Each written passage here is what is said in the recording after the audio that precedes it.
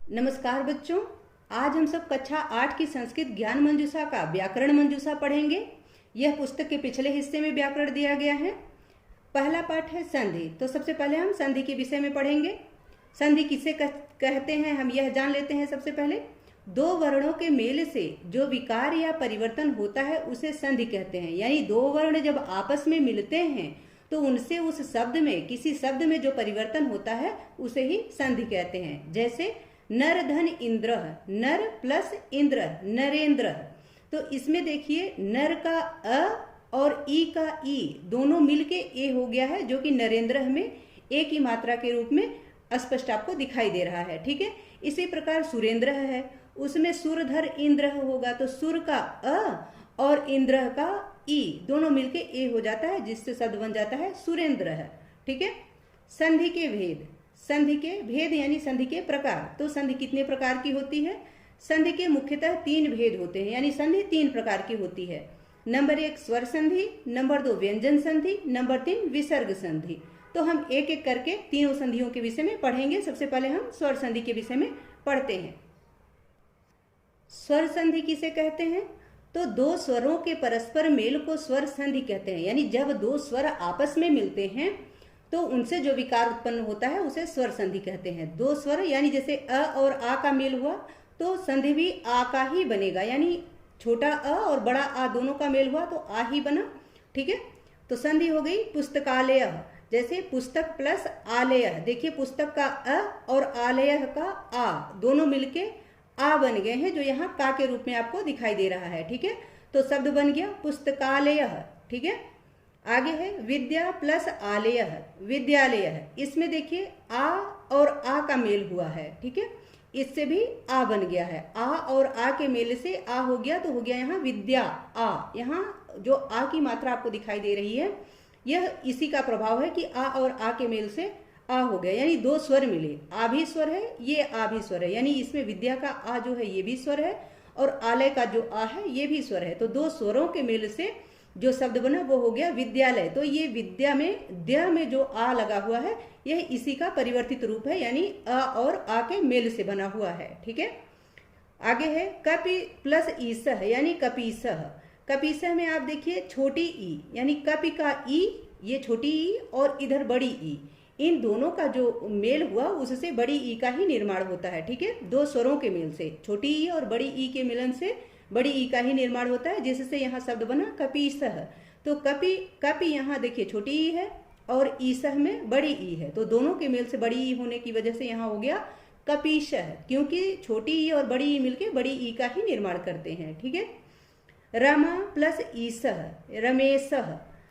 इसमें देखिए रमेशह में रमा का इसका आ है और इसका ई है, और आ और ई के मेल से ए का निर्माण होता है, यानी ए बनता है। ठीक है।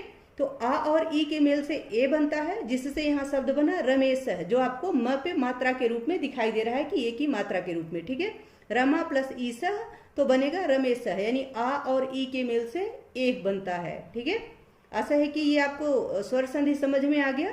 इसी प्रकार से और भी शब्द हैं, जैसे हिम धन आलय, हिमालय। तो हिमालय में क्या होगा? अ और आ का मेल होने से आ बन जाता है, बड़ा आ, जिसकी वजह से आपको हिमालय शब्द दिखाई देता है। ठीक है। आगे है सूर्योदय। सूर्योदय में आप देखेंगे अ और उ का मेल होता है, अ और उ का मेल होने से ओ बन जाता है। ठीक है। तो ओ बन जाता है, जिसकी वजह से शब्द बनता है सूर्योदय। उसी प्रकार भानु प्लस उदयति, इसमें आप देखेंगे तो छोटा ऊ और छोटा ऊ दोनों मिलते हैं, तो दो स्वर जब मिलते हैं तो बड़े ऊ का निर्माण करते हैं। छोटा ऊ और बड़ा ऊ जब आपस में मिलते हैं तो बड़े ऊ का निर्माण करते हैं, जैसे यहाँ छोटी ई और बड़ी ई मिलके बड़ी ई का निर्माण किए हैं, तो शब्द बन जाता है भानुदयति ना। भानु प्लस उदयति यानी भानुदयति, तो उसमें बड़े ऊ की मात्रा लगती है। ठीक है। ऐसा है कि स्वर संधि समझ में आ गई हो। अब हम व्यंजन संधि जान लेते हैं कि व्यंजन संधि किसे कहते हैं। तो व्यंजन वर्ण के बाद स्वर या व्यंजन आने पर उनके मेल से जो विकार या परिवर्तन उत्पन्न होता है उसे व्यंजन संधि कहते हैं। यानी चाहे दो व्यंजन आपस में मिले, चाहे एक व्यंजन और एक स्वर आपस में मिले, इन दोनों के मेल से जो परिवर्तन होता है, यानी व्यंजन और व्यंजन के मेल से या फिर व्यंजन और स्वर के मेल से जो परिवर्तन उत्पन्न होता है, जो विकार उत्पन्न होता है, उसे ही व्यंजन संधि कहते हैं। यानी व्यंजन संधि में या तो व्यंजन और व्यंजन का मेल होता है या फिर व्यंजन और स्वर का मेल होता है, सिर्फ स्वर स्वर का मेल नहीं होता। ठीक है, या तो व्यंजन और व्यंजन का मेल होता है, जैसे उज्ज्वल में हुआ है कि यहाँ देखिए उद, उद में ये जो द है आधा है और यह व्यंजन है। ठीक है, यदि इसमें पूरा द होता तो स्वर हो जाता अ, लेकिन आधा है इसलिए यह व्यंजन है। ठीक है, और ये जो ज है आधा, ये भी व्यंजन है, इसीलिए यहाँ डबल ज हो गया है, आधा आधा डबल ज हो गया है, उज्ज्वल है। ठीक है, तो शब्द हो गया उज्ज्वल क्योंकि व्यंजन और व्यंजन का मेल हुआ। ठीक है, व्यंजन और व्यंजन के मेल होने से व्यंजन संधि का निर्माण होता है, तो शब्द बन गया उद प्लस ज्वल इक्वल टू उज्ज्वल है। वाक धन ईस यानी वाक प्लस ईस यानी वागीस है। अब आप इसको देखिए कि वाक जो है क इसका व्यंजन है, परंतु जो ई है, ई जो है यह स्वर है। ई क्या है? स्वर है, बड़ी ई है ना, ये स्वर है। तो व्यंजन और स्वर का मेल हुआ, जिसकी वजह से यहाँ क का ग हो गया, क का ग हो गया। ठीक है, उसी वर्ण के तीसरा जो वर्ण होता है, यानी जैसे क है, क ख ग होता है, तो इसका जो तीसरा वर्ण होता है उसमें परिवर्तित हो जाता है व्यंजन संधि, इसीलिए क के स्थान पर ग हो गया और ई जो है बड़ी ई हो गई, जो मात्रा के रूप में आपको यहाँ दिखाई दे रही है। ठीक है, तो व्यंजन क और स्वर ई के मेल से शब्द बना वागीस, वाक प्लस ईस इक्वल टू वागीस है। और भी शब्द हैं जैसे सत प्लस चित, सच्चित, इसमें त और च ये दोनों ही व्यंजन हैं, जिसके मेल से आपको एक आधा च और एक पूरा च बना हुआ मिलता है। ठीक है, तो शब्द बन जाता है सच्चित।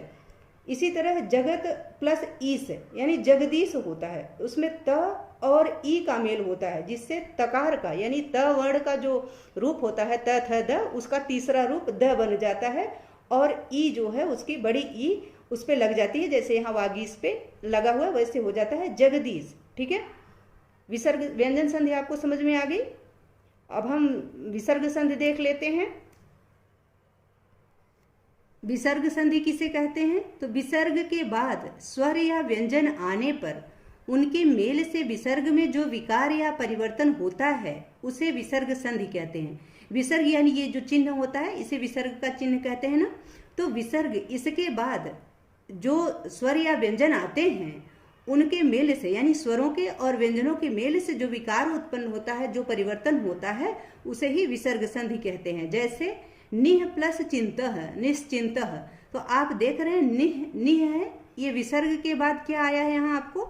यहाँ आप देख रहे हैं स्वर आया है, ई आया है, स्वर आया है, जिसकी वजह से ये ई के साथ साथ अह का ये जो आपका विसर्ग है इसके स्थान पर आधा स हो गया है। ठीक है, तो शब्द बन गया निश्चिंतः, यानी निह प्लस चिंतः हो गया निश्चिंतः, ये विसर्ग के स्थान पर श हो गया। ठीक है, आगे देखिए निह प्लस धन है यानी निर्धन है, इसमें आप देखेंगे विसर्ग के स्थान पर क्या हो गया है? र हो गया है, विसर्ग के स्थान पर क्या हो गया है? र हो गया है और शब्द बना निर्धन है। ठीक है, निह प्लस कलंक यानी निष्कलंक, तो आप यहाँ देखेंगे विसर्ग के स्थान पर यहाँ खट्टी श हो गया है आधा। ठीक है, तो निष्कलंक शब्द बना। आप समझ रहे हैं ना, ये जैसे व्यंजन है निह, अह ये है अह, इसका मेल किससे हो रहा है? क से हो रहा है, यानी अ से हो रहा है। तो यहाँ जब अह यानी विसर्ग का अ से मेल हो रहा है तो उसके स्थान पर यहाँ खट्टी श आधा बन जाता है, जिसके लिए शब्द, जिससे शब्द बनता है निष्कलंक है। नरह प्लस अस्ति, नरो अस्ति, तो नरह, नरह ये विसर्ग के स्थान पर यहाँ क्या हो गया है? अ हो गया है, क्योंकि ये र का अ और अ दोनों का मेल हुआ है, जिसकी वजह से ओ हो गया है। ठीक है, ओ हो गया है। और अस्ति, अस्ति ये अ का ही सिंबल होता है। ठीक है, इसीलिए शब्द बन गया नरो अस्ति। ठीक है, विसर्ग संधि समझ में आ गई आप सबको। आगे स्वर संधि का भेद है, जिसे हम अगली वीडियो में पढ़ा देंगे आपको। यदि ये पाठ आपको अच्छे से समझ में आ गया हो, यानी संधि के प्रकार स्वर संधि, व्यंजन संधि और विसर्ग संधि, तो कमेंट जरूर कीजिएगा। यदि कुछ सुझाव हो इसके लिए कि इसमें क्या सुधार किया जा सकता है या किस तरीके से आपको पढ़ाएं जो आपको ज़्यादा अच्छे से समझ में आ जाए, तो आप उसको भी कमेंट बॉक्स में ज़रूर लिखिएगा। यदि आपको इन संधियों का कलेक्शन चाहिए, यानी और भी जैसे यहाँ जो उदाहरण दिए गए हैं और भी ज़्यादा उदाहरण चाहिए, तो उसको भी हम प्रोवाइड करेंगे। आप उसके लिए कमेंट बॉक्स में ज़रूर लिखिएगा। ठीक है, मिलते हैं अगले वीडियो में। तब तक के लिए देखते रहिए राष्ट्र गौरव हिंदी संस्कृत। वीडियो पसंद आए तो इसको लाइक, शेयर एंड सब्सक्राइब जरूर कीजिए। बहुत बहुत धन्यवाद।